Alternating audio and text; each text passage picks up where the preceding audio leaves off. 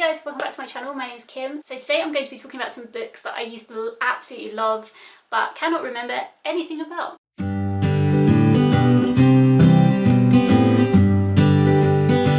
There are very specific books that I remember as being books I absolutely loved, and authors that I used to say were my absolute favourite authors. And I haven't read a book from them in forever, and I've completely forgotten everything about the books that I did used to love. So I just want to talk about them here, and then I'm hoping that in the future I will actually get my hands on them and reread them and see if I still love them, or if, you know, I've completely changed because it's now a long time in the future. Yeah, so I'm basically talking about books from when I was young in my childhood, right up until I was 18, pushing to 19. To give you a bit of perspective, I'm 36 now, so that's quite a long time ago. So I'm going to start with books that I read when I was really little and that I loved. And the first book, which is actually a series, but I can't remember it being a series, I just remember it being a book that I loved, which is Fudge by Judy Blume. And this, I just remember cracking up. So I think the picture that I managed to find, which I'll put here, was Super Fudge, and I think I remembered that book. But I just remember it being absolutely hilarious. I don't know if any of you have read it, but I'm pretty sure it's just about a kid doing naughty things, and that's all I really remember. So this book, Super Fudge, is book 3 in a series of 5 books. So I don't know what I should do when I kind of pick one up, if I should just pick the first one up in the series or pick up Super Fudge, because that's what I remember. So anyway, found it absolutely hilarious. Really want to read it and see if that was just because I was like 7 and thought it was really funny, or if it was actually funny. So the next lot I'm going to kind of group together, but basically my mum had these really old, kind of didn't have covers on, they were just hardbacked books, probably from the 40s, 50s, even though she wasn't born till the 60s, but they were pretty old. So of The Famous Five and The Secret Seven, and I remember really enjoying these stories, and they're just like adventure stories with groups of kids. I really cannot remember anything about them now at all, apart from the fact that they used to go on adventures. Enid Blyton I loved as an author when I was younger, and I reread The Magic Faraway Tree. I think it was either very late last year or very early this year. I think that was for Gavin, How to Train Your Gavin's Believathon 1, I read that for. Yeah, I absolutely love that still. Like, I really enjoyed reading that. So I'm hoping that if I do pick up The Secret Seven or Famous Five again, then I will really enjoy it. I think when I was younger, I always wanted to go on an adventure, even though I was a complete wuss and probably would have hated it, being on the actual adventure. Yeah, so I really liked reading about it. In my head, I remember reading The Secret Seven more and liking The Secret Seven more, but when I looked through all the books, I remembered the Famous Five books more by looking at them. Well, I mean, I guess I can ask my mum which ones and if she still has them, because then I'll know which ones I read. Probably should have done that before this video. The last children's books that I really want to try and read again are the Babysitter Club books. So I was like obsessed with the Babysitters Club. I collected them for ages and ages, and I used to go to the library and get them out as well, so I don't know how many I had. I recently texted my mum and asked her if she still has them, and she thinks I may have given them away to another child, which I really hope I didn't. I mean, that would have been a nice thing to do, but I really hope I didn't. I'll put an image of the version of the books that I had up here, which is completely different to other people's books when I've seen them talking about it, because I know recently Netflix has brought out a new Babysitters Club series where they've updated it a bit, and I do really want to watch it. I think that's going to have to one that I watch without my boyfriend though. I don't think I can convince him to watch that with me. But yeah, there are a lot of Babysitter Club books. So I think in the main series there are 131, but then there's loads of like spin-off series as well. But a couple of days ago I watched Penelope from Penelope and the Paperback Cats video, and she did like a whole video talking about the Babysitter Club series, and I think she's also done a vlog, I haven't watched it yet, of her reading some of the books from the Babysitters Club series, so I'll link those videos for you down below if you want to check them out.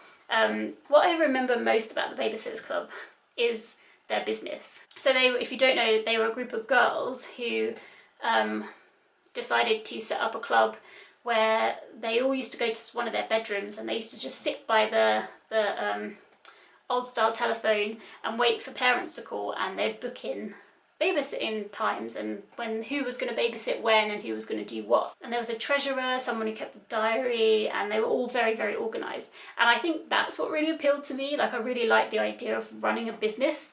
I don't really remember much else other than that, when I was watching Penelope's, I think she calls herself Penny actually. Maybe I'll call her Penny. It's because the name's Penelope. Anyway, yeah, when I was watching Penny's video, she went into detail with a lot of the storylines and talking about all the characters.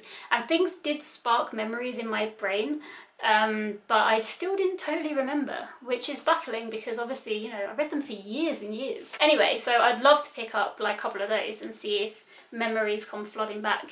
So now I'm going to talk about some books that I read as a kid still, but they were adult books. So the first book that I remember loving is Fluke by James Herbert. So this book is about a man who, oh no, it's about a dog who remembers vaguely that he is a man. I knew it was something about a man and a dog and then being like one, but I didn't remember the premise of the dog vaguely remembering he was a man. That's just in the blurb that I read. But I remember just absolutely loving it. I just thought it was brilliant. And there was a film, I think the film came out in 1995, and I was really, really excited about it because I thought it was going to be amazing. And then it was absolute trash. And I was so disappointed. I was so disappointed. It was such a bad film. And I felt at the time that it didn't match up with the book. I don't know if I watched the film like years after it came out or if it meant that I read it before 1995. But I would have been quite young, like 11. But I suppose that's not that young to read a book. I'm really out of date with ages of kids now. So yeah, so that was a shame. But I really want to pick that up again to see if I was right in absolutely loving it or if the film was right in being rubbish. So now I think I'm edging more into my teenage years. And I actually have the book here, which is Hitchhiker's Guide to the Galaxy. This I remember more because obviously we've had the films with Martin Freeman in and the references come up all the time. So you follow Arthur Dent, who is standing in front of his house as they're trying to bulldoze it down, I think. And then his friend comes along and tells him that the whole Earth is going to be bulldozed by aliens. So he escapes off the Earth and then adventures ensue from there. Yeah, and it's just really funny series. So recently I bought this and I also bought the other 4. Yeah, so these are the 5 books. And I think when I was younger I read to halfway between So Long and Thanks for All the Fish, and then I stopped before I finished it. And I've never read Mostly Harmless, so I would like to read this series and complete the series as well. There is another book I think, but it wasn't written by Douglas Adams, it was written by someone else. So yeah, I really want to tackle these. Okay, so the next books I remember are books by Michael Marshall Smith. One of these books that I have kind of stronger memories of reading, at least from the title. I don't actually remember the storyline, but I remember liking it the most, is Only Forward. So I had to look it up because I didn't remember anything about this book at all. But it's set in a place where people are separated into different neighbourhoods. So you've got the colour neighbourhood, sound neighbourhood, and a red neighbourhood or something. And it says, like, the thing that it said kind of in the blurb is that in colour, where the main character comes from, they like to be coordinated into their surroundings by what they're wearing. I don't remember any of that. Like, I was reading it like, how do I not remember this? I remember loving Only Forward a lot. So I really, really need to read that one. I think that's like my top priority to read, because also my brother read it and he gave it 5 stars as well. I remember both of us loved it, and his now wife has read it and she loves it as well, so I definitely have to give that a reread. Let me know if you've read it, obviously. Let me know if you've read any of these books. But Spares is his other one, and Spares I remember the storyline a bit more. So Spares is like kind of about a world where richer people can have clothes of themselves to use for health insurance. And I remember this a bit more. So I remember details about it that I won't say here just in case they're spoilers, because that's how much I don't remember. I could have remembered like a twist, do you know what I mean?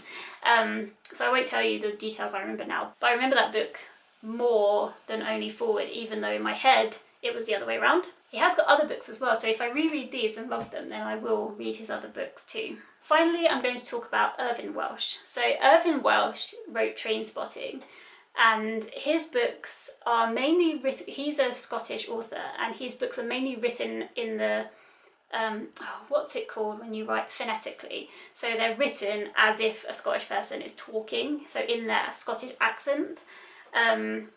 So which is, I found not that hard to read. I think it takes like a couple of pages to get into it, and then you just like get into it.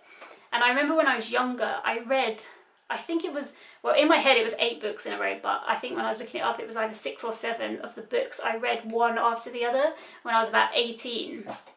And I remember I ended up thinking in the Scottish accent, because I read so much all at once. But the thing with his books, I don't know if you've seen Trainspotting, but they're very kind of raw, and they cover like drugs and sex and alcohol, and I think they're pretty like hard hitting and twisted. I feel like they're pretty twisted. See, this is the thing, even though I was 18, so it wasn't even like masses of time ago. I mean, it was masses of time ago, and it was like half my life ago, but I can't believe I don't remember like completely. If you've seen Trainspotting, you'll know kind of what I mean with the vibe of the books. But I'll talk about two of my favourites here. So my first favourite was Glue.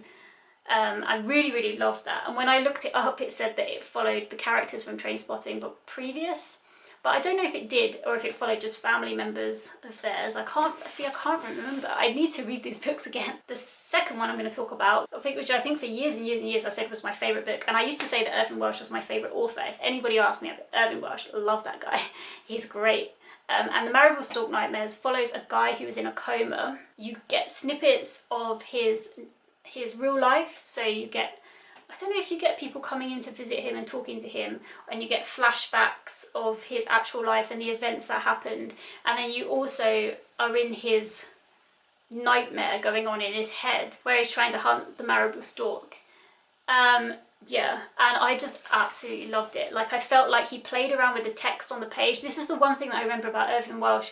With some of his books, he does mess around with text on the page. I think it happens in Filth as well, which is another one of his books. But they are dark. There's a lot of horrible, horrible animal cruelty, which I think now as I've got older, I can stomach less. I don't know if anyone else finds this, but like, I feel like the older I get, the less tolerant I am of stuff, and the more meaning, I guess, I put behind it. So whereas when I was younger, I could just read it and it wouldn't really touch me. I wouldn't feel that connected to it in a way where I felt like too upset by it. Obviously it would have affected me, but not to the point where I couldn't read the book. Like, I was still enthralled in what I was reading.